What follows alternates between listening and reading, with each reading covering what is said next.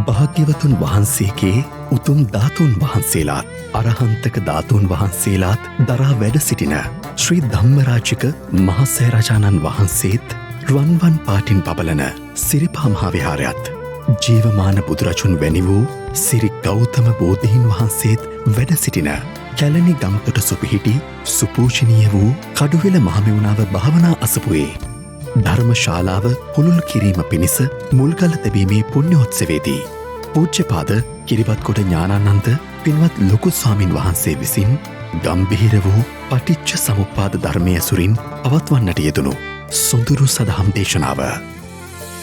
ප්‍රඥාව කියලා කියන්නේ බුදුරජාණන් වහන්සේ පෙන්වා දෙන්නේ ආලෝකයක් කියලා. ආලෝකයකින් කුමක්ද කරන්නේ? යම් කිසි දෙයක් දකින්න තියෙන අවස්ථාව පැහැදිලි කොට දෙනවා. අඳුරකින් මොකද්ද කරන්නේ? යමක් දකින්න තියෙන දේ වසා දමනවා.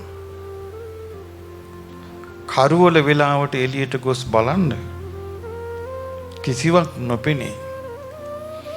මේ වගේ තමයි පටිච්ච සමුප්පාදයේ වශයෙන් ජීවිතයේ තේරුම් නොගත්තු හේතුඵල ධම අවබෝධ නොකළ ආරි සත්‍ය අවබෝධ ඥාණයට නොපෙමිණි සත්වයාගේ මනස. ඔහුගේ මනස තුල තිබෙන්නේ ඔහු විසින් ගොඩනගාගත් සිනමා හලේ ඔහු විසින්ම රඟ දක්වන ඔහුගේම නිර්මාණ ගොඩක්. ජුනි මස 10 වන දිනට යෙදෙන පොසොන් පුන් පොහෝ දින රාත්‍රී 7ට ශ්‍රද්ධා රූප වාහිනියෙන් බලාපොරොත්තු වන්න.